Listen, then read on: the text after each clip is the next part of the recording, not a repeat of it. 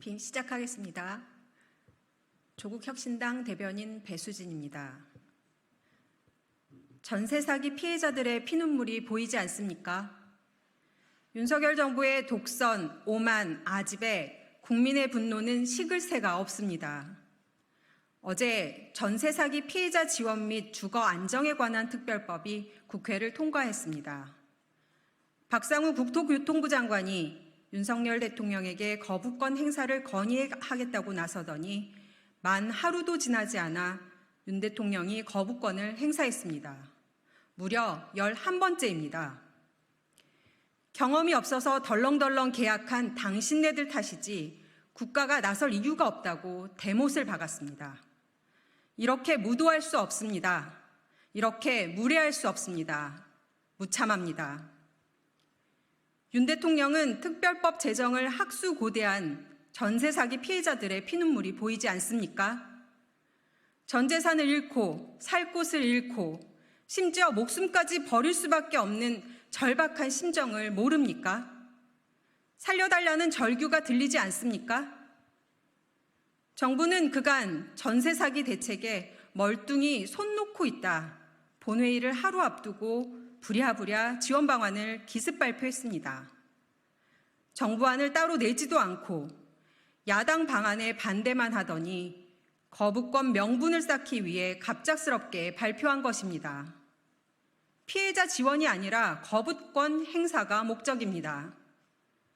정례 국무회의가 어제 있었는데 굳이 21대 국회 마지막 날인 오늘 임시 국무회의를 열었습니다. 거부권 행사를 위해서입니다. 윤 대통령은 전세 사기 특별법뿐만 아니라 민주유공자 예우에 관한 법률안, 농업 회의소 법안, 지속가능한 한우 산업을 위한 지원 법안도 거부했습니다. 어느 것 하나 중요하지 않은 것이 없습니다. 이를 모두 거부하는 것을 보면 윤석열 대통령은 거부병에라도 걸린 것 같습니다. 윤석열 정부의 국정 운영에는 국민은 없고 오로지 힘자랑하는 거부왕만 있습니다. 국민이 딱합니다. 윤석열 대통령에게 묻습니다. 거부권 행사로 자기 존재를 과시해서 기쁩니까? 22대 국회가 만들 법도 그렇게 할 겁니까? 어디 한번 모조리 거부해 보십시오. 국민을 상대로 힘자랑하는 대통령의 말로 국민들의 눈물을 닦아주지는 못할 망정 피눈물 나게 하는 잔인한 정권의 끝을 조국 혁신당이 잘 알게 해드리겠습니다.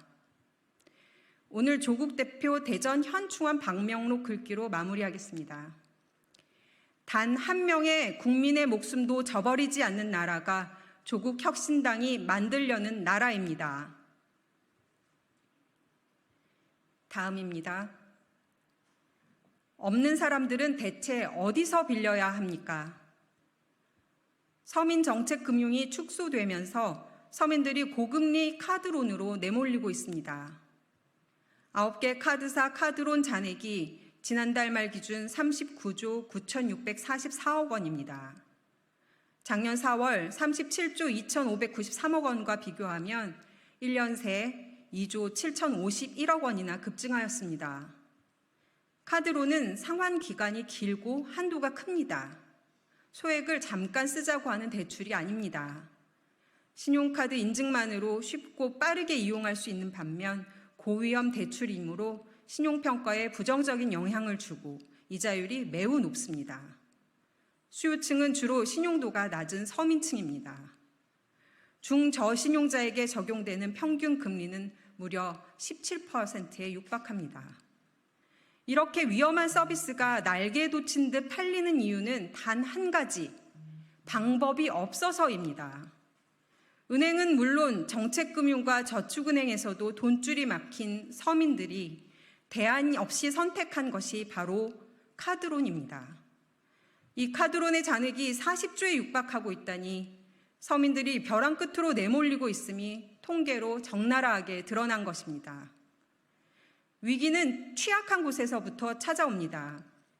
정책금융과 저축은행의 문턱을 넘지 못한 서민들은 카드론과 대부업체를 선택할 수밖에 없고 결국 불법 사금융 시장으로 내몰릴 수 있습니다. 사정이 이런데도 정부는 서민을 위한 대표적인 정책금융 상품인 햇살론의 공급 목표액을 전년 대비 1조 500억 원 줄인 5조 원으로 하였습니다. 정책금융도 받지 못하고 돈줄 막힌 서민들은 어디로 가야 합니까? 도저히 방법이 없어서 선택한 카드론으로도 버티지 못하면 그 다음은요? 정부는 금융 취약자들을 어디까지 내몰 셈입니까? 대책은 있습니까? 윤석열 대통령은 취임 2주년 기자회견에서 서민 금융에 대해서는 단 한마디도 하지 않았습니다. 민생하면서 실제 서민들이 봉착한 금융위기에는 무관심하다는 겁니다. 조국혁신당은 윤석열 대통령에게 요구합니다. 윤석열 대통령 본인과 가족의 안위에만 골몰하지 말고 서민 금융 대책부터 챙기십시오. 하다못해 관계부처 보고를 받아 정책 집행을 점검해 보기라도 하십시오. 정부가 주저하는 사이 서민들은 불법 사금융으로 내몰립니다. 신속히 움직이십시오. 이상입니다. 감사합니다.